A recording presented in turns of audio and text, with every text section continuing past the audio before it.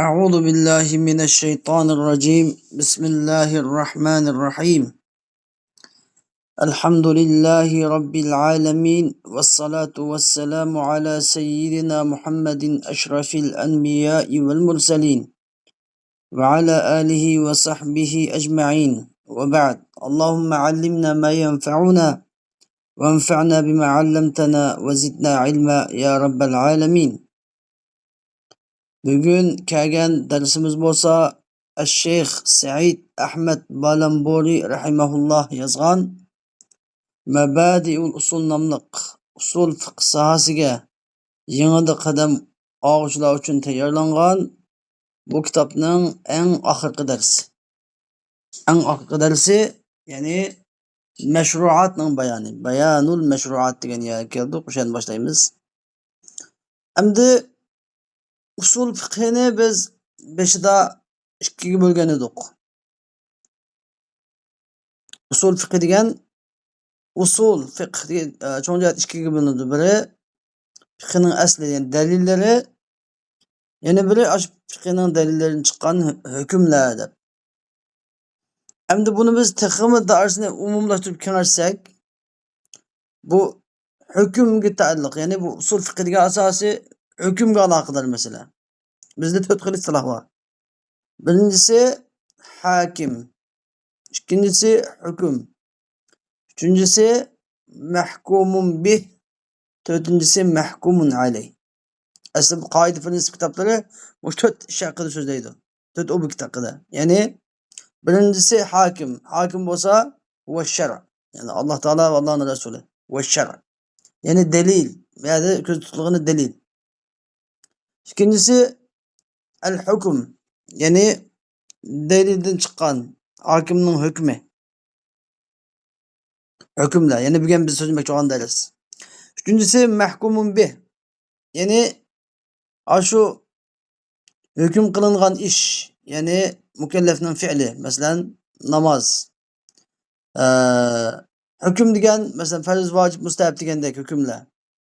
Hem de salatul fecr fardun. Desem salatul fecr müşahede mahkumun bih. Fardun degen hüküm. Hem de mahkumun aleyh degen salatul fecri fardun ala men. Kimga farz desa, yani mükellefga farz. Yani balagat yetken, aklı var, Müslüman deb şu şartlarını koyup şu salahiyet, mükellefnin salahiyeti. Bu mahkumun aleyh. Bu 4 usul fiqh kitapları kamil mükemmel kitaplar, bu 4 üstüde hem toxtuludu. Hem de ma kitap biz degandek bu tayyorlik sinf o'quvchilarga tayyorlangan. Bu usuli shashiniki muqaddimasi hisoblanadigan. Belki barliq usul kitaplarının muqaddimasi hisoblangan kitap bo'lganligi uchun bu kitapta faqatlanma shu hukm bilan to'xtaldi. Mahkumun bih ve mahkumun alayh haqida to'xtalmadi. Endi uni biz bundan keyingi kitaplarda so'zlaymiz Alloh xolisa. Endi biz bu kitapdagi musannifniki qoidasi bo'yicha biz boshqa yerlarga qarmay shu hukm haqida to'xtalaylik. Endi hukm bizdeki ahkamu şer, hüküm 3 xil bo'ladi dedik aynan. Hüküm aqli, hüküm adi, hüküm şer'i. Biz bu usul fiqh bilimida hüküm aqli haqida to'xtalmaymiz. Hüküm aqlini faqatlam ilmul mantiq bilan ilmul aqidada so'zlaymiz. Hükmul adini ilmul mantiq bilan ilmul aqidada so'zlaymiz. Hükmü şer'ini hammada so'zlanadi. Hükmü şer'i aqida bilimida so'zlanadi. Lekin fiqh bilimida faqatlam hukm shar'iy so'zlanadi. Usul fiqh bilimida. Endi bu hukm shar'iy cho'ng jihatdan 2 qismga bo'linadi. Biri ahkamut taklifi, yani biri ahkamul vad'i. Ahkamut taklifi, ahkamul vad'i. Ahkamut taklifi degan nima? Degan gap, shariat bir hukmni qiladi bevosita. Ma ish farz yoki ma ish harom deb bevosita. Şeriat bevosita hukm qiladi, bu shu ahkamut taklifi bo'ladi. Ya'ni ma ishni qilg'in deb taklif qiladi yoki ma ishni qilmag'in deb taklif qiladi. Ma ishni qilg'in deb buyuradi yoki ma ishni qilmag'in deb buyuradi. Endi Ahkamul ved'i degan gap bu bevosita hukm emas bu. Ahkamul ved'i degan. Ya'ni ma ishning sababi. Ya'ni ma farzning sababi ma'vu. Ma farzning sharti ma'vu. Ma farzning illati ma'vu. Ma farz bunda bo'lsa sahih bo'ladi. Ma farz bunda bo'lsa fasod butlan bo'ladi. Ma farz azima. Ma farz ruxsa. Ya'ni shuni so'zlaydi. Bevosita so'zlamaydi. Ya'ni bu hukm, ya'ni ma yata'allaqu bil ahkam bo'ladi endi. Hukm shar'iy, hukm taklifi bevosita hukmning o'zi. Hukm vad'i ma yata'allaqu bil ahkam deb tushuntiriladi. Unda olganda bizda hukm taklifidan shu eng oxir komil mukammal nusxasi 9. Bo'lmasa 7. 9 desa qanday bo'ladi deganda farz, vojib, sunna, mustahab, mubah, harom, makruh tahrimi, makruh tanzihi. 8 oldu. Birisi nerede desa? Birisi xilaful evla. Xilaful evla. Şu an 9 oldu. Kamil en mükemmel yazılan usta. Bu normal kitapta çıkmaydı fakat Aşık'ın Kaşiyet İbn Abidin'de en kendi kitaplarda mükemmel çıkıyordu. Bu mesela muhtasar kitaplarda çıkmaydı. Muhtasar kitaplarda normal çıkadığını 7. Farz, vacib, sünne, onu nedip deydi, nedip, mubah, haram, mekruh tahrim, mekruh tenzih. Tüket. Yani farz, vacib, nedip, mubah, haram, mekruh tahrim, mekruh tenzih. Müceddiden tuhtaydı. Hem de lakin yine ottur kitaplarda 8'de tutuldu 8'de. Farz, vacib, sünnet, nefil, mubah, undan keyin haram, mekruh tahrim, mekruh tenzih deb. Ba'zilar bu mubahni hukmni ichiga tiqmaydi. Bu hukm taklifi emas. Mubah degan gap qilin degan gap emas. Qilin degan gap bo'lmagandan keyin bu mubah degan hukm ichiga kirmaydi u. Hukm ichiga kirmasa u chaqda 7ga qoldi degan gap. Mubahni chiqarib o'tamiz, hukm taklifidan. Chunki u mubah degan qism bundan qism bo'lgan o'xshagandan keyin u hukm emas u. Hukm taklifi ichiga kirmaydi. U chaqda nima bo'ladi? Farz, vojib, sunnat, mustahab, haram, mekruh tahrim, mekruh tenzih 7. Mana shu eng ko'p ishlatiladigan hukm taklifi shu. Endi bu shularniki nimalarni bir ayirib o'taylik. Farz degan nima? Farz degan gap ma sabata bi dalilin qat'iyyin la shubhata fih. Ya'ni hech qanday bir shubha bo'lmagan, keskin dalildan sabit bo'lgan hukm farz deyiladi. Buni hukmi nima deganda, buni hukmi yusabu fa'iluhu ve yuaqabu tarikuhu ve yukaffaru jahiduhu. Yani farzni qilgan odamga savob beriladi. Tark etgan odam qiyomat kuni azoblanadi, do'zaxdan jazolanadi va bu dunyoda farzni inkor qilgan odam kofir bo'ladi.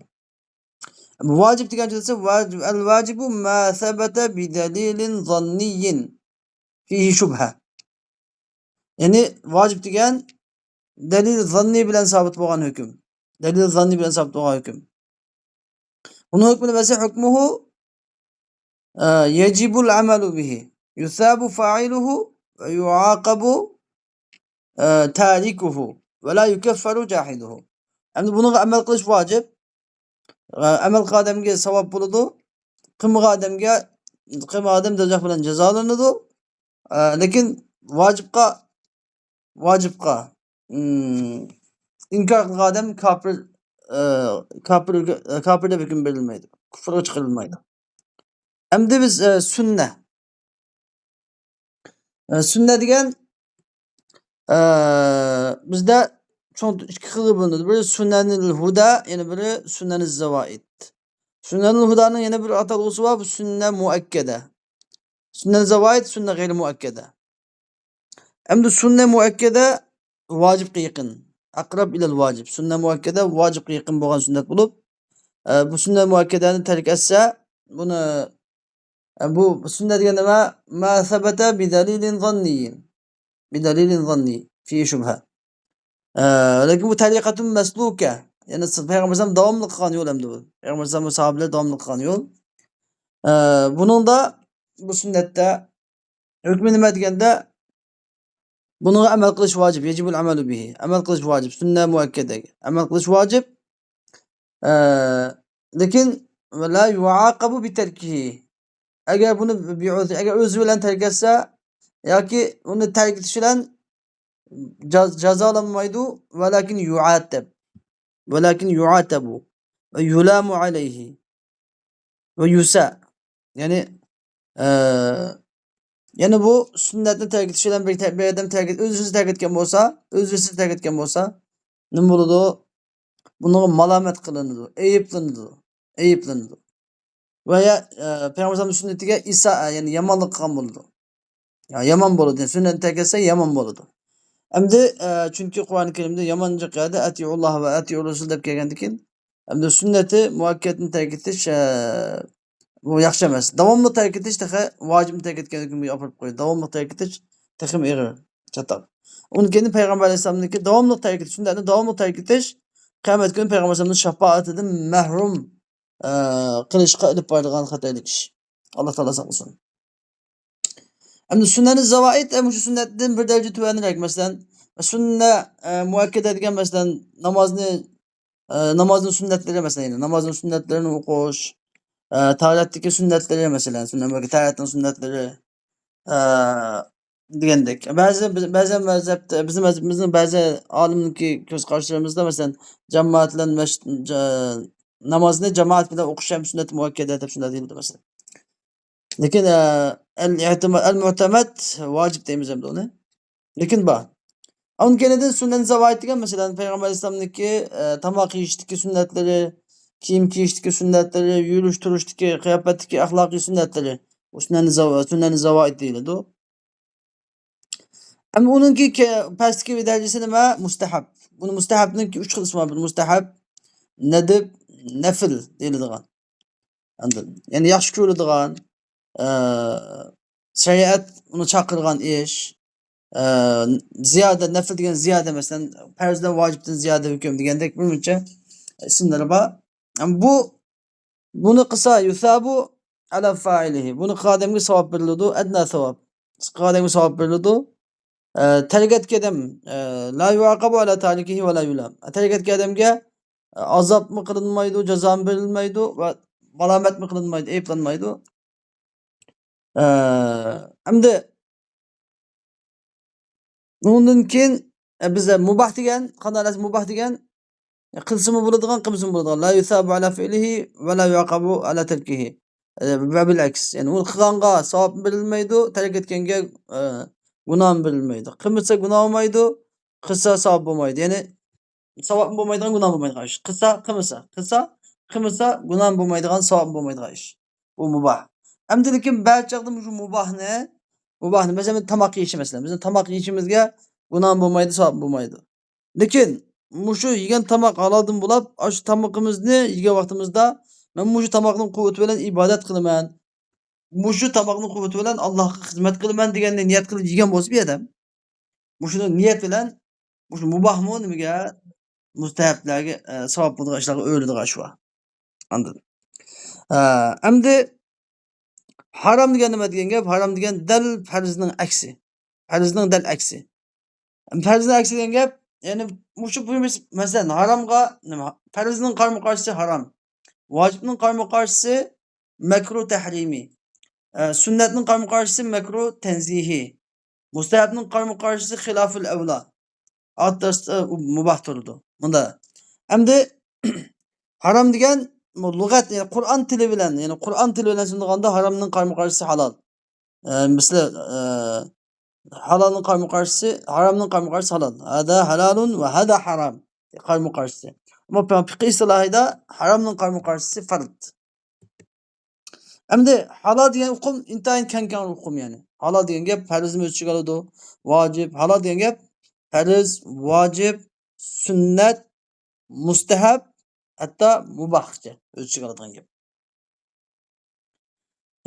Endi farz degan nima? Harom degan nima degan gap? Uniki ma sabata hukmuhu bi dalilin qat'i. Ya'ni uniki haromligi qat'iy dalil bilan sabit bo'lgan narsa. Anladın. Dal bu farzni aksi olgandan keyin shu farzdagi hukmni aksi bo'lishini qiladi. Ya'ni buni qilmaslik farz. Farz harom deb kelsa, haromning hukmi nima? Haromni qilmaslik farz. Haromni yemaslik farz, haromni qilmaslik farz. Uni keynidan buning hukmichi deganda bu haromni qilgan odam qattiq jazolanadi. Haromni tark etgan odamga savob beriladi. Uni keynidan haromni bu harom emas deb harom emas degan odam kofir. Haromni halol sanagan odam. Haromni masalan Alloh taolo harom qilganni halol sanagan bo'lsa, dalil qat'iy bilan harom bo'lganni bu kofir bo'ladi. Makruh tahrimiy. Makruh tahrimiy degan yuqoridan bir daraja tuvan. Ya'ni buni haromligi dalil qat'iy bilan sabit olmay, dalil zanniy bilan sabit olgan. Masalan yirtqich hayvonlarniki magan tishlari va hayvonlarniki harom bo'lgani, masalan eshak, uyda boqilgan eshaklarniki harom bo'lgani o'xshash hammasi makruh tahrimiy. Ya'ni bu amal qilish jihatda haromning o'ziga o'xshaydi, lekin bu e'tiqod qilish jihatda nimaga makruhniki tanzihiga o'xshaydi. Hamda makruh tahrimiy, unga yana biri makruh tanzihiy. Makruh tahrimiy bilan makruh tanzihini makruh tahrimiy ila al-harami aqrab. Haromga yaqinroq. Makruh tanzihi ila al-halali aqrab. Halalga yaqinroq. Bunday ayrıladi. Hamda makruh tanzihi shu nimaniki sunnatning qarama-qarshisida makruh tanzihini qilgan odamniki makruh tahrimini qilgan odam gunohkor bo'ladi. Gunohkor bo'ladi. Balkim Alloh taolo afv qilmasa jazolanadi. Makruh tanzihini qilgan odamchi desa, buning ham shu sunnatning qarama-qarshi bo'lgani yuatib malomat qilindi, lekin gunohkor bo'lmaydi. Nima? Gunohkor bo'lmaydi va yoki nima? Jazolanmaydi. Makruh tanzihini qilgan odam jazolanmaydi qiyomat kuni, ammo buni yuatib hamda. Yusi. Undan keyin xiloful avla deb bilishamiz bizda. Mustahabning qarama-qarshisida xiloful avla degan buni xiloful avla degan bu ishni qilsa, avloning xilofi bo'lib qoladi. Avloning xilofi bo'lib qoladi. Ba'zan payg'ambarlarniki Qur'oni Karimda kelgan ishlar haqida payg'ambarlar hammasi ma'sum, bizning ahli sunnat va jamoatning aqidasi payg'ambarlar hammasi gunohdan pok, ma'sumin. Lekin ba'zan hammasi Qur'oni Karimda kelgan shularning haqidagi ishlar desa bu xiloful avla, ya'ni avloning xilofi. Payg'ambarlar ijtihod qilib, mana shu to'g'ri deb qilgan, lekin bu ishdan Alloh taolo hamma bilgan zot bo'lg'achqa yana bir ishni qilgan bo'lsa, buningdanmi avlo bo'ladi deb shunga ayblangan. Bu payg'ambarlarniki xiloful avloni qilganligi boshqa odamlarniki xuddi cho'ng gunoh o'tkazgandek hisoblangan. Shu Alloh taolo ularga endi qattiq xitob qilgan Qur'oni Karimda deydi olimlar. Endi shuni bilan biz ahkomut taklifin deb bo'lgan bo'ldik. Uning keyinidan bizda ahkomul vad'i. Ahkomul vad'i degan agar bir narsa bu ahkomul vad'i degan udul hukm emas, ya'ni hukmga aloqador bo'lgan narsa. Ya'ni bir narsa hukmniki ichidagi bir narsa bo'lsa rukun deb ataladi. Agar bir narsa hukmning illati bo'lsa, bu illat deb ataladi. Ya'ni agar bir narsa hukmni ilib bilishga ta'sir ko'rsatadigan, hukmga bilishga ta'sir ko'rsatadigan narsa bo'lsa illat deb ataladi. Agar bir narsa hukmga yetkazadigan, ilib boradigan, ammo ta'siri yo'qlab qolsa, bu sabab deb ataladi. Agar bir narsa hukmning sirtidagi narsa ekan, hukmniki mohiyatining ichida emas, sirtidagi narsa ekan, ammo bu narsa bo'lsa hukm bo'ladi ekan, bu narsa bo'lmasa hukm bo'lmaydi ekan, ammo sirtidagi narsa ekan. Ta'sir yo'q ekan, ta'sir yetkazmaydi bo'lsa shart deb ataladi. Agar bir narsa hukmning tartib berilishini to'sib qolgan narsa bo'lsa mani deb ataladi. Agar bir narsa hukmga dalolat qilgan narsa ekan, yuqoridan aşağı emas bo'lsa bu alomat deb ataladi. Agar bir narsa hukm shu yuz bersa hukm to'g'ri bo'ladigan bu sihhat deb ataladi, sihha. Agar bir narsa bor ekan, shu narsa bo'lib qolsa hukm ya botil bo'ladigan ya fasod bo'ladigan, bu ya fasod, butlan yoki fasod deb ataladi. Agar Bir hüküm qat'iy bevosita burilgan hukm bo'lsa azima bo'ladi. 5 ta. Boshdan ibtidoan burilgan hukm bo'lsa azima. Boshdan qilish burilgan qat'iy hukm bo'lsa azima deb ataladi. Agar boshda burilib bo'lib keyin bir ağır sabablik bir hodisa to'saqlik sabablik ruxsat qilingan qilish vaqtliq qilmishim bo'ldi degan narsa bo'lsa ruxsat deb ataladi. Mana bu shammasi ahkam vad'i deb ataladi. Endi biz musannif bu yerda mana o'quvchilarniki nimasiga o'quvchilarniki saviyasiga udul kelmaganlik uchun buni so'zlamaylik. Endi men deb qo'ydim bas. Keyin kitoblarda chiqadi, bas oldinglarda bir tayyorlik qilib qolsin. İddialarda deb qo'ydim. Tushunib bo'lmasang ma fi mushkila. Mushkila yo'q. Lekin eng muhim bo'lgan narsa darsning mazmuni. Dars mazmuni bayanul mashruat. O mashruatlarning bayoni. Vel mashruatu ala arba'ati aqsam. Mashruatlar 4 qismga bo'linadi. Al fardu vel vacibu ve sünnetu vel nafl. Mashruat yani şeriatta o'ttirib qo'yilgan hukmlar degan gap. Yani ahkamu şer'i degan gap hamda. Şeriat hükümleri ahkamu şer'iyye teklifi ne vakit qo'ysak bo'ladi. Farz, vacib, sünnet ve nafl deb ataladi. Farz, vacib, sünnet ve nafl deb 4 bo'linadi. Ta'riful farz. Farzning ta'rifi. Birinchi farz degan huwa lug'atan at-taqdir. Farzning lug'atdagi ma'nosi taqdir degani belgilash. Taqdir degan belgilama. Taqdir degan yomon ma'nosi ko'p narsa. Ba'zida mo'ljallash, qiyos qilish, o'lchash degan ma'nosi bor. Bu yerdagi taqdir ham nima? Belgilash. Andın. Buna dersin beş xasning babida so'zlab o'tganlar. Ma faradnaha alayhim deb to'ylaqniki. Mesela biz bunu belgilagan narsa bilmaymiz deb. Belgilama deydi. Farz degan nimasi? Belgilama. Alloh taolo bekitgan, belgilagan degan ma'nosi bor. Ve şer'an şeriatdagi ma'nosi ma sabata bi dalilin qat'iyyin la shubhata fihi. Şeriatdagi ma'nosi farzning ya'ni ma sabata bi dalilin qat'iyyin la shubhata fihi. Yani hech bir shubhi bo'lmagan, keskin dalil bilan sabit bo'lgan hukm. Farz. Hukmuhu anda bo'lsa endi bu qat'iy dalil qat'iy nima tushunib bo'lgansizligi dalil qat'iy deganda dalil 4 xil bo'ladi deb. Bir qat'iy subut, qat'iy dilala, zanniy subut, zanniy dilala deb hamma tushundigan edim. Ondan dalilin qat'iy degan gap farz sabit bo'lgan hukm bi dalilin yani qat'iy subut va qat'iy dilala bilan sabit bo'ladi. Qat'iy subut va qat'iy dilala ya'ni kelish jihatdan qat'iy ya'ni mutawatir kelgan. Mutawatir yoki mashhur bilan kelgan Qur'onning oyatlaridek masalan mashhur hadislardek. Ammo bu shu oyatning dalolat qilishimi aynan dalolat qiladi. Yani keskin dalolat qiladi. Ya'ni ehtimollik bor emas. Mushtarakday u yerga bu yerga ehtimol bor emas. Xosday shu. Boshqa ehtimollik yo'q holatda aynan dalolat qiladigan. Shunday bo'lsa, shundan farz hukm chiqadi. Hukmuhu luzumul amali bihi vel i'tiqadu bihi. Endi bunda farzning hukmi nima desa, farzning hukmi luzumul amali bihi. Uni amal qilish lozim. Vel i'tiqadu bihi degan gap va shu farz deb e'tiqod qilish ham lozim. Amal qilish ham farz. Bu farz deb e'tiqod qilish ham farz. Shu buni nima deymiz? Farz ilmiy i'tiqodi. Farz ilmiy, farz qat'iy, ilmiy i'tiqodi deymiz buni. Shu amal qilish ham farz, shundaq deb e'tiqod qilish ham farz. Va bunun dalillari ham keskin. Fajuhuduhu kufrun. Bunda farzga inkor qilish kufrlikdir. Bunda farzga inkor qildimi bu odam kofir bo'ladi. Mesela 5 vaqt namoz o'qish. 5 vaqt namoz hammasi farz qat'iy.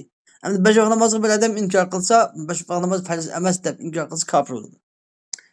Ta'riful vajibi. Endi vojibning ta'rifi. Ikkinchi vojib.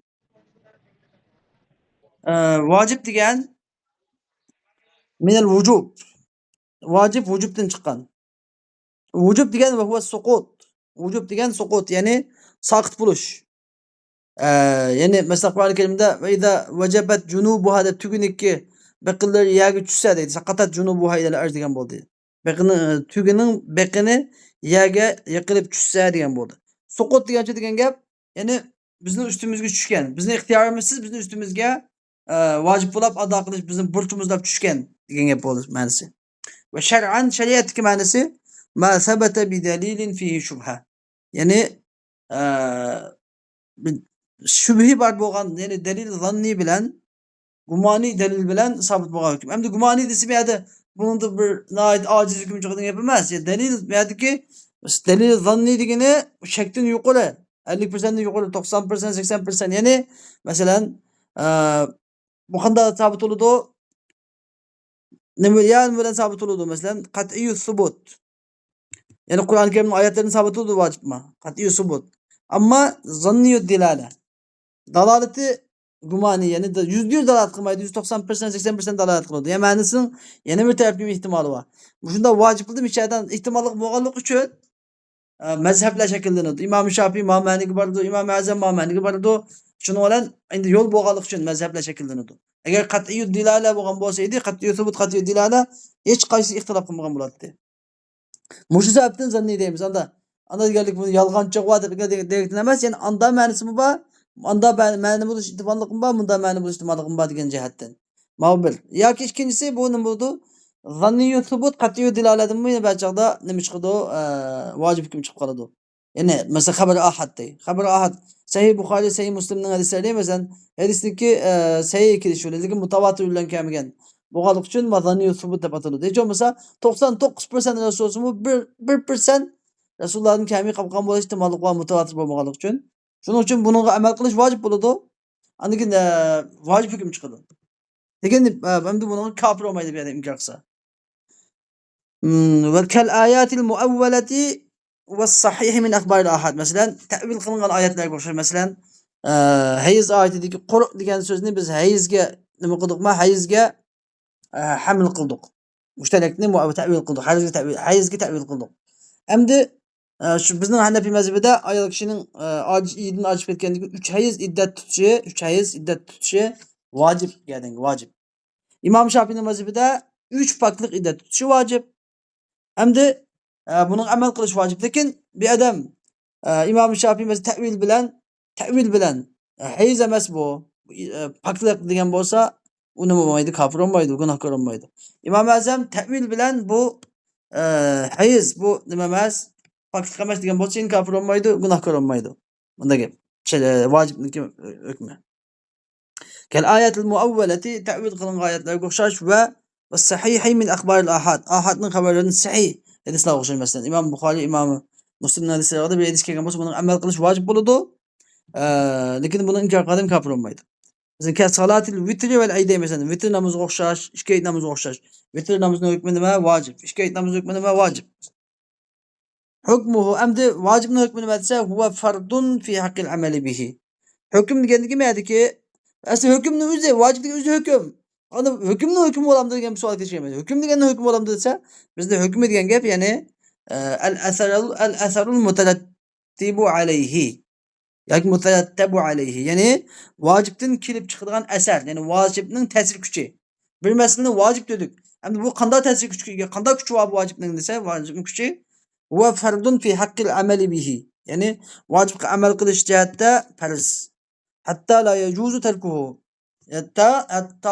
Hatta bu vacipten nima terk etish joiz bo'lmaydi. Ve neflun fi haqqil i'tiqad. Endi i'tiqad qilishning haqida nafldir. İtiqad qilishning haqida nafldir. Çünkü vacip degandiki ma'nolaridan bir ma'nosi suqut ma'nosi var. Yana bir ma'nosi nima? İztirab. İztirab degan ma'no var. Ya'ni va ishqilib qolgan farz bilan va naflni o'rtada ishqilib qolgan degan ma'nosi var. Anda bo'lgandan bu nima? Amal qilish jihatda farz, itiqad qilish jihatda nafl. Yani bunu nima deymiz shunga? El-fardul amali ijtihadi zanni deymiz. El-fardul amali el-ijtihadi zanni. Anladın? İtikadi emas, ijtihadi. Fela yelzemuna itikadu bihi. Anladın bizde farz deb itikad qilish lazım kelmaydi. Fecuhuduhu bi ta'vilin leysa bi kufrin. Endi bununga yani bu vacibqa ta'vil bilan inkar qilish kufr emasdir. Men beşide so'zlab o'tdim. Ta'rifus sunnah. Sünnetning ta'rifi deydi. Çünkü es-sünnetu lugaten sünnet degan sünnetning lugat ma'nosi at-tariqa degan bo'ladi. Yo'l degan gap. Manhaj. Buna degan uslub, yo'l degan ma'nolari bor. Ma vazaba şer'an şeriat ma'nosi ma vazaba alayhi Rasul sallallohu alayhi vasallam evvel hulafa'ur raşidun min ba'dihi. Yani sünnet degan bizning Hanefi mezhebimizda yani Rasululloh sallallohu alayhi vasallam hamisha qilgan yoki xalifa rashidilloh yani to'g'ri yo'lga o'zi to'g'ri yo'l topgan va boshqalarni to'g'ri yo'lga yetaklaydigan xalifalar Rasulullohning xalifalar hamisha qilgan yo'l deb ataladi, sünnet deb ataladi, sünnet. Bizniki mezhebimizda sünnet degan faqat Rasululloh sollallohu alayhi vasallam ish qilgan emas. Sünnet degan Rasulullah hem iş kılgan ve Resulullah'ınki sahabeleri Resulullah'ınki hem iş kılgan. Hulafai Raşid'lik kılgan yol sünnet. Çünkü Peygamber Aleyhisselam ne dedi? Aleykum bi sünneti ve sünnetil hulafai raşidin. Ve addu aleyha bin nevaciz diye Peygamber Aleyhisselam. Benim sünnetini lazım tutunlar ve mendikinki Halife Raşidillah'ınki sünnetini lazım tutunlar ve bu sünnetke izik çişinlarını, eğiz çişinlarını koyup mehkem çişinlarını diyen dedi. Hükmü hem sünnetin hükmünü verse yutalabul mer'u bi ihyaiha. İnsan sünnetini ihya kılışka talep kılınır. İnsandan, Müslüman insandan bu sünnetini ihya kılış talep kılınır. İhya kılış gerek. Çünkü Allah Teala eti'ullaha ve eti'ur Resul diyen ki Resulü itaat kılana diyen gibi yani Resulullah'ın sünnetini icra kılana diyen oldu. İhya kılana diyen oldu. Çünkü bir sünnetini taşlı ötülen bir sünnetini ihya kıllık 100 şehidin acı bölüdü diye düşünüyorum. Ve yustahakul melamete ala terkiha. Hem de bu sünnetni terk etkenlikке malametki tigişlik bulup kalıdı. Malametke. Sünnetni terk etkişi malametke tigişlik buludu. Yani malametke layık buludu. Allah Teala kıymetini kullarımıza olsun. Nimâdâ mâ fe'alte sapsat. Nimiş kıymadınız bunu ya? Bunu nemiş kıymadınız dep sat. Eğer özü silap kalsa bitip ketdi. Endi hemiş bakamaga terk etken bolsa çıtak çıkıdı edi. Ba'zilar şafaatdan mahrum kalıdı deganlar bu. İlla en yetrukaha ahyanan ev bi'udun. En faqatla bazı vaqtlar terk etip salgan bolsa yoki özü bilen terk etip salgan bolsa bu malametke layık bulmaydı. Amma bakamaga özüsü terk etken bolsa yoki hemiş terk etgan bolsa bu çağda bu malametke layık bulup kalıdı. Kıyamet günü Peygamber Aleyhisselam Havz-ı Kevser'ge ümmetlerim kezini dep saklap turgan bolsa da bir muncha ummatlar tutilib qoldi ekan Havz-ı Kevser'ge kirishdan. Tutilib qolganda Peygamber Aleyhisselam "Va mening ummatim" desa Peygamber Aleyhisselam deyiladiganki "Bular sizdan keyin paydo qilishni siz bilmaysiz" deb shunday degandan keyin Peygamber Aleyhisselam "Unda bo'lsa uluni meni ham ko'msin. Uni mendan yiroq qilsin ular" deb shunday deydi ekan. Endi bu Peygamber Aleyhisselamdan keyin paydo qilish degan gap bid'atlar. Ya'ni bid'at degan gap sunnatning qarama-qarshisi. Ya'ni sunnatni qilmaslik bid'at. Sunnatni qilmaslik, sunnatni tark etish bid'at endi. Peygamber Aleyhisselam Allah Teala Kur'an'da kılınla diye işini Allah'ın Resulü erişin diye işini kılmasının özü bid'at. Bu şu bid'at geldiler şefaatin mahrum kaldı. Tezvi aviz kevser şarabıdın mı? Mahrum kaldıgan gap. Hudayım saklasın ulu Huday. Ta'rifun nefil. Hem nefilini tunuşturmuş hem. Nefil degen var sünnetimi bir derece tüven. Dördüncü en nefil. Nefil diyor lügatta ziyade. Lügat manisi ziyade diyen gap. Ve şer'an şeriattaki manisi ma huve ziyadetun alel faraidi vel vacibat. Yani farz ve vaciplarga ziyade bolgan. Farz vacipten ziyade bolgan narsa. Ve yuqalu lehu onun yana başka isimleri var. Tetavvu vel mendub eydan. Ve mustahab hem deyiladi. Mustahab hem deyiladi. Tetavvu, mendub, nefil, mustahab. Hemmesi bir narsa. Hukmuhu yusabul mer'u ala fi'lihi ve la yuaqabu bi terkihi. Yani bu ki mendub, mustahab, nefilin hükmünü verse onu kılınığa insana savap verildi ve la yuaqabu bi terkihi. Onu terk etgenge nima ceza verilmeydi. Mesela asrınki 5'deki 4 rekat sünnetga o'xshash mesela. Xuftamniki 5'de o'qidigan 4 rekat sünnetga o'xshash mesela. Şu sünnetlerimiz. Hammasi nima mustahab. Shuruq namozlari mesela. Tahajjud namozlari mesela. Lekin tahajjud namozini naflidan bir daraja yuqorilikdagi sunnat zavat qatori qilgan ham bor. Payg'ambar alayhisolamniki ham ish qilishi qatorida. Bayanul manahi. Endi bu cheklamalarning bayoni. Endi ahkamut taklifiniki 4 tane tarafi qil degan taraf, 4 tane tarafi qilma degan taraf. Buni mudorib o'tadi musannif. Bu cheklama qilma degan taraf ve menahi şer'i salasatu aqsam. Şeriatning cheklamaları 3 qism bo'ladi. Birincisi haram, ikincisi makruh, karahat-i takrim, makruh, karahat-i tahrim, üçüncüsü makruh, karahat-i tenzih. Yani ikincisi haram şekillik makruh, tenzih degan gap yani paklik şekillik makruh. Bir haram şekillik makruh degani qizingiz haramni qilib o'xshashilab qolasiz degan makruh. Mana bu karahat tenzih degan ma'no qilsangiz nimadan o'zingizni pok tutish uchun shuni qilganingiz yaxshi. O'zingizni pok tutish uchun shuni qilganingiz yaxshi degan gap chiqadi. Ta'riful harom. Endi haromni tunishtirish. Birinci haram degan diddul halal. Halalning qarama qarshisidir. Yani haram diddul halal degan gap, yani Qur'oni Karimning istilohi bo'yicha hada halalun va hada haram degan masalan. Qashayada va la tuharrimu deb kelganda sizlar Alloh halol qilgan narsani va la tuharrimu ma ahallallohu lakum deb davomli qarama qarshi holat kelganligi uchun Qur'oni Karim istilohi bo'yicha haromning qarama qarshisi halol. Ammo bu yerdagi halol deganlik faqat mubah degan ma'noni bildirmaydi. Ya'ni farz, vojib, sunnat, mustahab mubahlarni hamma ichiga oladi. Halol ba'zida farz bo'lishi mumkin. Halol vojib bo'lishi mumkin. Halol sunnat bo'lishi mumkin. Halol mustahab bo'lishi mumkin. Halol mubah bo'lishi mumkin. O'sha bizda halol deganda bir narsa kelsa. Va huwa ma talaba tarku fi'lihi bi dalilin qat'iyyin. Harom degan, ya'ni buni qilishni, shu ishni qilishni tark etish hech bir shubha bo'lmagan keskin dalil bilan sabit bo'lgan, talab qilingan. Yani bir ishni qilmaslik, ma'lum bir ishni qilmaslik hech bir shubha bo'lmagan keskin dalil bilan talab qilingan. Ya'ni Qur'oni Karimda bir naq oyat kelgan, qat'iy subut. Undan keyin shu oyat shu ishni qilmaslikka naq dalolat qilgan, ya'ni qat'iy dilala. Bu shundan harom hukm chiqadi.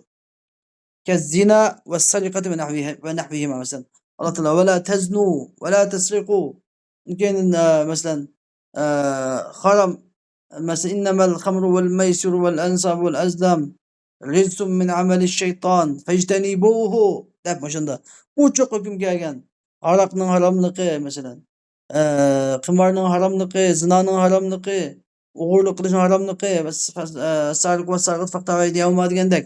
Bunda oyatlarning hammasi naq kelgan, ma'nosi naq dalolat qilgan oyatlarning hammasi nima ataladi? Harom deb ataladi. Harom. Hukmuhu, bu haromning hukmi nima desa, luzumul i'tiqod binahyihi.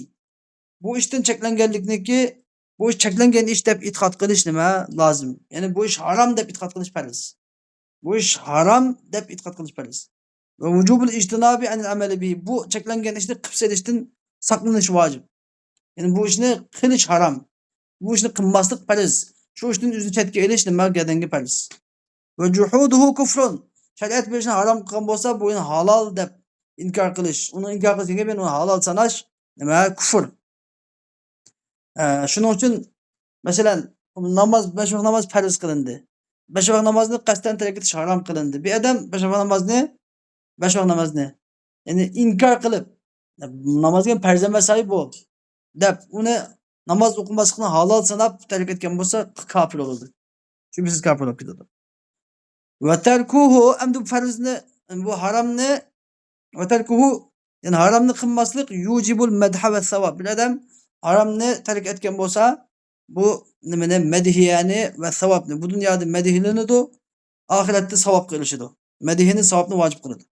Vertikabuhu bidun uzrin. Endi haromga o'zrisiz aqlab o'tgan odam yujibul iqob.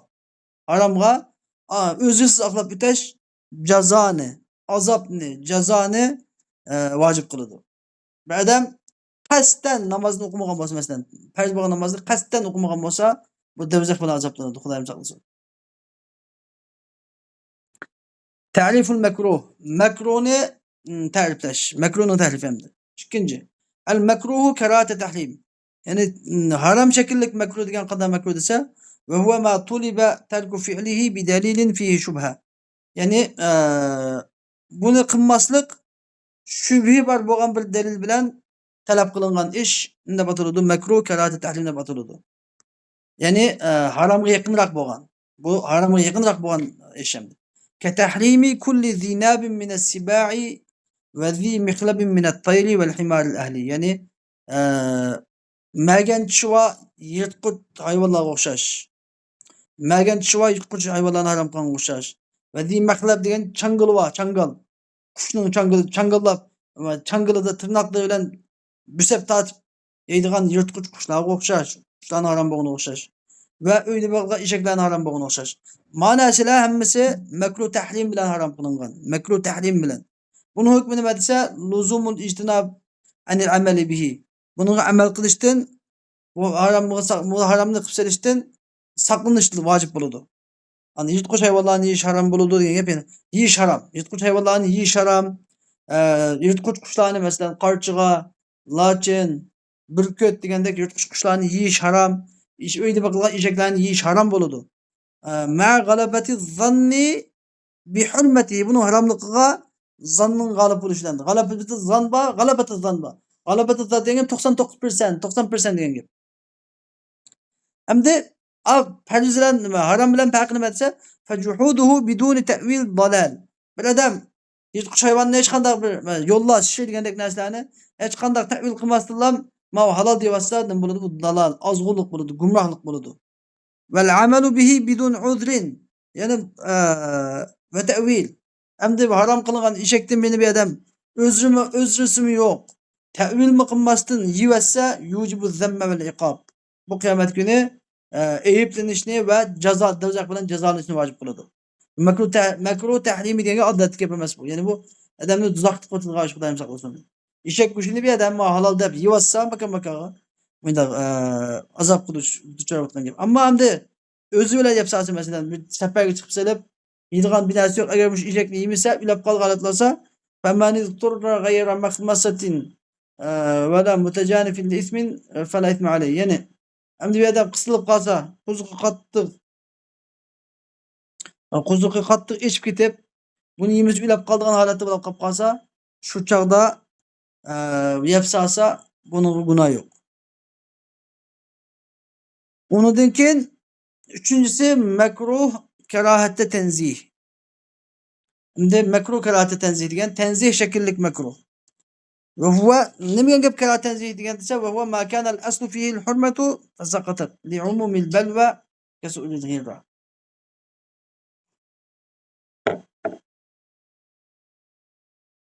Mekruh tenzih iki xil bo'ldi deyapti musannif hozir. Biri bunundaki asli hüküm, aslidagi hüküm haram idi. Mekruh tenzihning aslidagi hüküm haram idi. Fasaqatat li umumil balwa. Yani li umumil balwa uchun umumul balvanın istediğini saqlab ketdi bu haramlıqdagi hüküm. Endi umumul balva degan nima degan gap?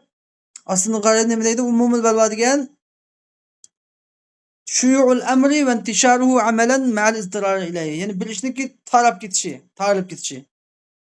Amal jihatini taralib ketishi nima unga shuni qilmay amal yo'q, chora yo'q. Sana yana bir ish bor. Tarab ketdi. Asli haram ish. Lekin bu ish nima? Bu ishni saqlang'ili bo'lmaydigan bo'lib ketdi. Saqlanish mumkin emas. Xuddi payros kesal taqib ketgandek taqib ketdi. Taqib ketdi, munda ishlamdi. Masalan, kesulil hirrati masalan, mushukning ich batib qolgansiga o'xshash. Asli mushuk deganniki magan tishvanasi, bu sasqan tutib yeydi, hasharotlarni yeydi. Mushukningki sho'lgi qonlardan narsalarni yegandek harom qilingan narsani yeydigan narsa bo'lgandan keyin bu mushukniki asli sho'lgaylari harom. Endi mushukning ich batib qolgan suyi shu sho'lga chiqqandan keyin harom bo'lishi kerak. Lekin bu mushuk degan mana tavvafin. Yani öyle mushukni saqlab olamaydi. Bularni burungi zamonlarda hozirgidek bunda ishiklar darajada bunda mazmun tepilmaydi, bunda jim shaklda emas.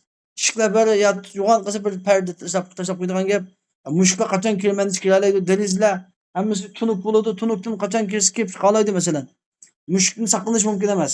Bunda olib qolgandan keyin bu mushukniki tomoq yeydigan saqlanib bo'g'olmaydi, mushukning suv ichib qo'yishni saqlanib bo'g'olmaydi. Shuna payg'ambar alayhisalom bunga şu mushukni tomoq yegan ummatiga osonlik qilib umumul balva. Umida tulib kelib chiqqan inson bilan birga yashaydigan narsa bo'lgani uchun bu. Masalan, ot eshak bo'lsa ig'ini ichida turdayna. Lekin mushuk degan odam bilan birga yashaydigan narsa.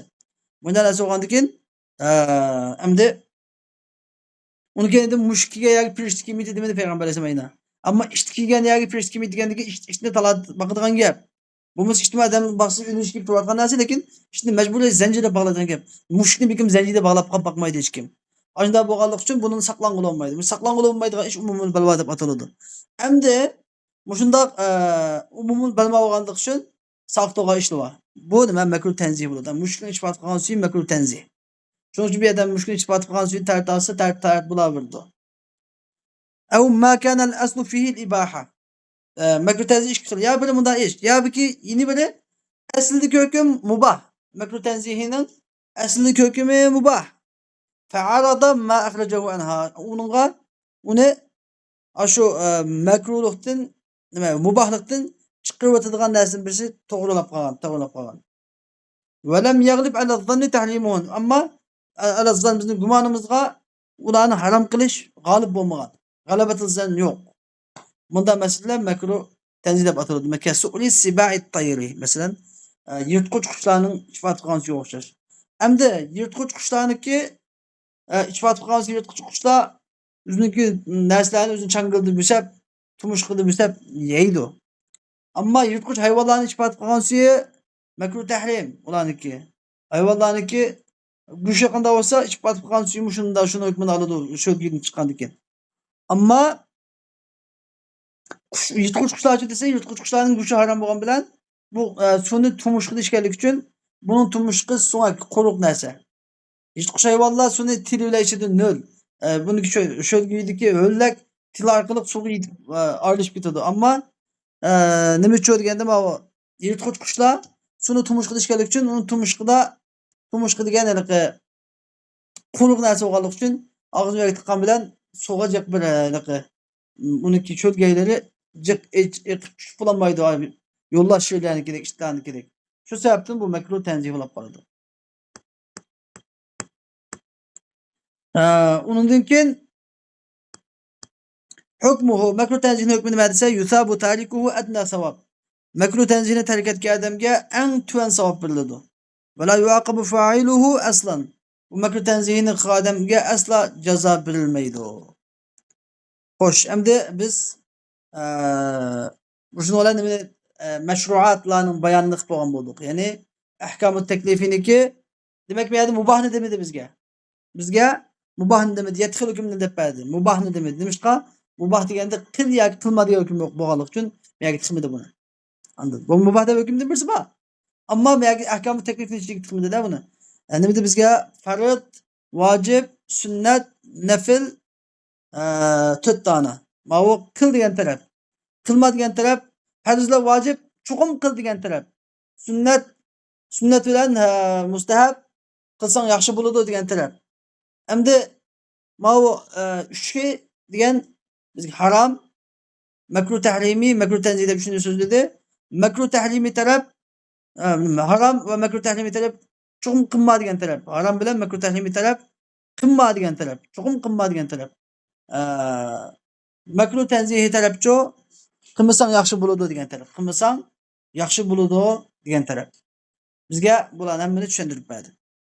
Endi anvaul mashruat bizga men sizga degan ahkam vad'i dedim va hukm vad'i. Ya'ni uchuq udul kelgan bevosita hukm emas, balki hukmga aloqador bo'lgan narsa, ya'ni hukmning sababi, hukmning illati va uni 5 ta qolgan 5 ta so'zlab bo'lgan edi qiyosning babida 5 xilni so'zlab bo'lgan edi. Endi bu yerda qolgan 2 xilni so'zlab berdi bizga. Anvaul mashruat val mashruat ala naw'ayn. Mashruat ikki turlik bo'ladi. Al-azimatu va ruxsa. Biz illatni so'zlab bo'ldi, sababni so'zlab bo'ldi, shartni so'zlab bo'ldi, ma'noni so'zlab bo'ldi, alomat uni so'zlamadi, chunki bu kitobniki saviy kichik bo'lgani uchun. Uni keyindan sihat val butlan uni so'zlamadi, kitobniki saviyasiga o'tilganligi uchun. Ammo azimat va ruxsatni so'zlaydi. Azima va ruxsa. Azima hamda azima ruxsa degan nima? Deb avvalan biz azimani tunishtiramiz. Ta'riful azima. Al-azimatu lughatan azima lug'atda al-qasdul muakkad, ya'ni kuchlantirilgan maqsad, kuchlantirilgan niyat. Ya'ni biz qat'iy niyat deb ma'no aytamiz. Azima deb kelsa qat'iy niyatga keldi deb ma'no aytamiz. Iza azama ala shay desa, ya'ni bir narsaga qat'iy niyat kelsa degan gap. Va shar'an shariatga ma'nosi ma lazimana min al-ahkami ibtida'an. Azima degan bizga yuqoridagi ahkam takliflardan ibtido degan boshdan lozim bo'lgan narsa. Alloh taolo buni qilinglar deb bevosita buyurgan. 5 tartib. Unda bir sabab bilan tushib qolgan hukm emas, bir sabab bilan paydo bo'lib qolgan hukm emas, balki boshda sabab bilan degani boshda emas, namoz o'qiladi dedi Alloh taolo. Namoz o'qish farz bo'ldimi? Endi bu namozni musofir 2 rakat o'qiydi. Musofirning o'qishi musafir degan bir illat yoki sabab bilan qolganligi uchun musofir 2 rakat qildi. Endi lekin aslidan bo'lgan 4 rakat o'qigan masalan peshin namozi desak. Mushu nima deb ataladi? Azima deb ataladi. Peshin namozning aslidagi 4 rakat ekanligi, 4 rakat o'qish kerak ekanligi nima? Azima deb ataladi. Va aqsamuha ma zakarna min al-fard wal wajib. Endi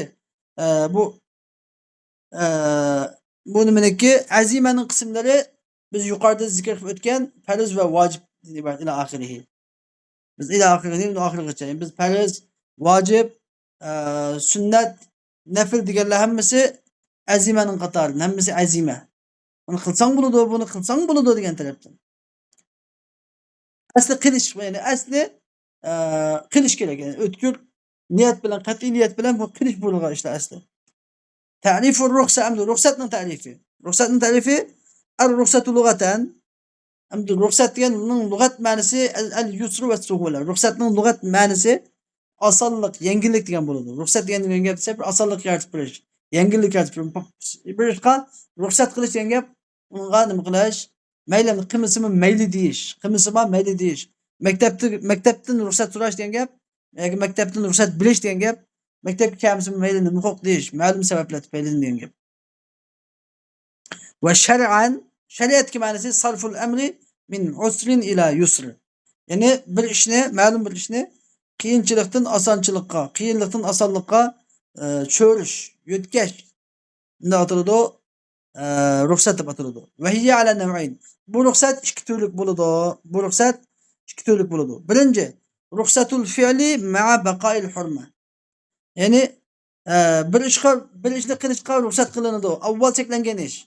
Ruxsat degan gap cho'qim nimadan keyin azimadan keyin keladi. Ya'ni bir ish cheklangan ish ruxsat qilinadi. Endi ma'a baqa'il hurma bu ruxsat qilindi, lekin shu ishniki ruxsat qilingan vaqtidami shu ishni qilish harom. Shu ishni qilishga harom degan sifat billi boqi bor. Lekin mayli nima qilib ruxsat qilinadi. Shu ishni qilish harom turib, shu vaqtning o'zida harom turib ruxsat qilinadi. Masalan, misla al-ikrah ala ijra'i kalimatul kufri ala al-lisan bima yukhafu minhu ala nafsihi aw ala udwin min a'da'ihi. Masalan, kufr kelimesini tilga kufr kelimesini jari qilishga majburlanish, zo'rlanishga o'xshash.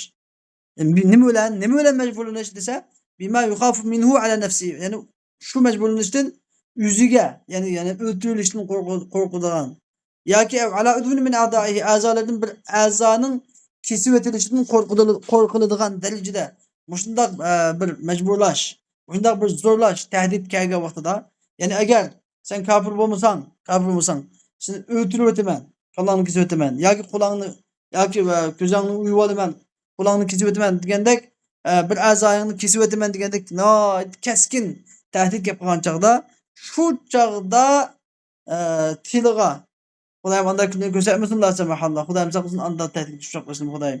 Ayda chog'da hamda, ayda chog'da tilga qalbi iymon bilan itminan turib, qalbi iymon bilan to'shaq holatda, xotirjam holatda turib, tilida kufr kalimasini yurgizib salsa, deb salsa, shu chog'da shu ishning shunda holatdami kufr kalimasini deyish harom. Lekin shunda harom turuqliq nima buni ruxsat qilinadi. Gunohi afu qilinadi. Bişarti en yekuna kalbuhu mutmainnen bil iman. Yani onun kalbi iman bilen mutmain buluş şartı bilen. Kalbi iman bilen mutmain buluş gerek. Anda deganlik yani haram degan gap bunu dese günahkar bo'ldi, lekin Alloh taolo gunohini afv qiladi. Yani günahkar bo'ladi, Xudoyim ruxsat qilganlik uchun gunohini afv qilib o'tadi. Hukmuhu bunu hukmi nima desa, bunda ruxsat ma shaklidagi haromligi boqiy qilib turib ruxsat qilingan haromning hukmi nima desa, law sabara hatta qutila lakana ma'juran. Agar bu sabr qilsa, hatta o'ltirilganga qadar sabr qilsa, lakana ma'juran. Agar bu o'ltirilgach sabr qilgan bo'lsa, albatta bu ajr berilguchi bo'ladi. Ya'ni shahid o'limida ketgan bo'ladi. Qattiq ajr mukofot berilgan bo'ladi. Nimishqali ta'zimihi nahiyash shar. Degan shariatning cheklamasini katta bilganlik, ulug' bilganlik uchun. Alloh taolo to'sqashni qilmayman deb ulab ketsa, ichilib ketgan bo'lsa, buni darajasi ham qattiq yuqori bo'lgan bo'ladi. Ammo sabr qilinmay nima qilib qolsa, agar tilga jari qilsa, Alloh taolo uning gunohini afv qiladi. Ikkinchi, mastubiha ma'a qiyamis sabab. Sabab turish bilan sabab barpo bo'lgan chog'da mubahga aylanadigan. Asli shariat bir ish bor. Azima bilan cheklangan. Ammo bir sabab kelib qoldi. Bir sabab tufayli bu azima ruxsatga aylanib qoldi. Lekin bu ruxsat ilgirgidek haromlik sifatidan qolmaydi, balki mubahga aylanib ketdi. Shu chog'da, shu vaqtda mubahga aylanadi. U va sabab tugab bo'lgandan keyin yine haramlık kaynıp kaladı. Aslındaki haleti kayıp kaladı. Mesela misal el-ikrah ala eklil meyteti ve şurbul hamr. Yani üzül apqanasını yiyişke zorlanış okşaş. Ve şurbul hamr. Arak içki zorlanış mesela. Bir adamını kapırlar bir yerde meytet ya çoşkul kuşunu yiyişke ya ki üzül apqan tapni yiyişke ya ki arak içişke mecbur olan bolsa mümkün eğer bu şeyi yemesen içmesen seni öldürüp ötme yakıp bir azan kisi ötmen dep mecbur olan bolsa muşu çağda özüde bunu yiyiş şeylersin yiyişin özüde bunun buludu mubah buludu mubah. Haramlı sıfırlan kalmaydı mubah kaynadı. Ve keda men isturra fi makmasatin. Şundaki bir adam açlıkta ve men isturra fi makmasatin. Yani bir adam katı açlıkta, kus kalbiyemez, çöl bayavanda, susuzlukta, açlıkta bulup gidip aşağıda yüzüyle kalan bir ilaç koyuyorken, kalıverken, ya ki çoşku bir şey verken, ya ki at içek verken, içek mesela. Ya ki süydük verken hiç olmasa, ya ki harak verken işimiz bile katkan derecede. Muşunda alıp gitken bolsa, şunda çağının üzerinde Muşu derslerini yiyişin özü yep kendisi alıp kalıştın buludu. Bununla mubah kayındı, mubahka. Hem de bunun hükmünü verdiyse لو امتنع عن تناوله حتى قتل أو مات يكون آثما. Yani bir adam bunda mecburlangan üzülüp kanasını işke yakarak çişke mecburlangan adam. Ya ki çöl bayavanda aynı üzü kıstılıp kalan adam aynı diyasını yemey öldürülse yani mecburlangan taraftan üzülüp kanasını yıkılma ayak çıkılma öldürülse ya ki çöl bayavanda yani kusuzluktan ülep kalsa şu ayakını içmey. Mate yekunu âthimen günahkar buludu. Bak demişka limtina'ihi anil mubah. Mubah işten başta atkalık üçün. Mubah işini kılışını başta atıp yüzüne halaketki atkalık üçün bunun adım bulup kalıdı. Bu günahkar bulup kalıdı. Demek aldığın kıyma demek ruhsat bir kıl buldu iken. Ruhsat haramlık süpütelen kap kalıdığın ruhsat ve bu da sebepli hazır olanda haramlık süpetten mubahlıkı özgür edilen ruhsat. Anda haramlık süpütelen kaldığın süpet ruhsatta eğer o ruhsatını tutmay azimet bu tutuyorsa bu ne buludu? Tıkı ecri mükafat erişiyor. Eğer ma o haramlık süpütü kapkamay mubakı ölüp gittiğin ruhsatlarda bunun da eğer azimetini tutmayın dese bu çağda günahkar buludu. Hem de bir sual kaldı. Bir adam seferge çıkanda ruzu tutuş. Seferge çıkanda ruzu tutuş gerek. Ruzu tutkan seferge çıkanda ruzu tutuş meselesi. Bir adam seferge çıkanda ruzu tutsa evzel mu? İftar kısa evzel mu? Digende ya da el azimetu evla. Minen ruhsa. Yani seferge çıkanda ruzu tut eğer bu adam acizlap kalmaydıgan, kesil bunu acizle işletmeydigan, şaraitla yaxşı aletli Ramazan gelip kalsa seferde ruzu tutuş, ruzu tutmaşlıktan evla. Ama yeni bir yerde seferde namazını 4 rekat okuş evzel mu yoki 2 rekat okuş evzel mu dese andın 2 rekat okuş evzel mu dese yüzü yalğız okuganda tabii ki 2 rekat okuş gerek. Allah Teala kasır kılınlar, kasır kısan günah yok degen deyin. Yalğız okuganda Allah Teala'nın sadakatını okup çıkıp 2 rekat okuş gerek. Ama cemaatle okuganda çoğu imam bilen okuganda imam mukum bulup kalsa mukumның keyinde okuganda 4 rekat okuydigan gep. Bunun hükmü tefsilatlı ayrılıdır. Ama normal cihatte azimeni kılış, ruhsatını kılışın evla. Lekin ruhsatını kılış, ruhsat. Şu ismi ruhsat. Bunu bilmeniz gerek. Ruhsatını kılış, azimetin evlada tertip düşenecek olmaydı. Bunun da ruhsat iki kıl buludu. Biri, ruhsat, yüzündeki haramlık petide kalıdığın ruhsat var. Bir, mubakkani petide ruhsat var. Mubakkani petide ruhsat var. Bunun genelde bu bazı canlı ziyan etkizdiğin eğer mubahqa aylanılgan ruhsat eğer canlı ziyan zahmet etkizdiğin hayatla kalsa bu çağda azimeni kılış günahkar oldu. Günahkar oldu. Bir adam seferge çıkıp ruzu tutsa yüzündeki keseli alıp gittiğin hayatla kalsa bunun ruzu tutuşu günahkarlık. Ruzu tutuşu günahkar oldu. Rusması gerek. Ama bir adam ki seferge çıksa bunu ruzu tutsa eşkanda buna tesir etkizmeydiğin şerait yaxşı normal işgaldi gerek normal olsa ruzu tutqını ruzu tutmağının evzeldir. Mana endi biz bugungi darsimiz mana shu kelganda oxirlashdi. Alloh taoloning fazli, marhamati bilan biz Mabadi usul nomli Şeyh Said Ahmed Balanburi rahimahullah yazgan bu Mebadi usulundan damlatılan kitapni mana 15 ders bilan tamamlagan boldik. Alhamdulillah. Alloh taolo bizga bu kitobni tamomligini nasib qilganiga 100 minglagan shukrlar bo'lsin. Va bundan keyin biz o'qiydigan kitobimiz Alloh xolisa Usul-u Shashi bu kitobniki shu kitob tayyorlangan.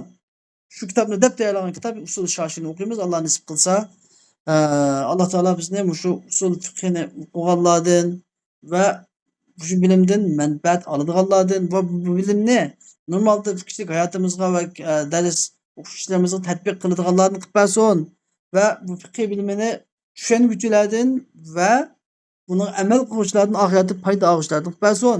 Bu kitobni yozgan Sheyx Said Ahmed Balanburi rahimahullohga Alloh taolo rahmat qilsin. Shu kitobini yozgan xizmatini qabul qilsin va bundan keyin nurg'unlagan taliblarga shu kitoblarni o'qib, bundan foydalanib, shariatga amal qilib va boshqalarga o'rgatganini nasib qilsin. Gunohini mag'firat qilsin, qabrisini jannatning bog'chalaridan bir bog'chaga aylantirib bersin. Ulug' Xudoyim shu kitobniki tugatganligimizni tufayli shu kitobni tugatganligimizni vasila qilib ya Rabbal alamin. O'zlaridan tilaymiz ya Rabbal alamin. Amin, amin.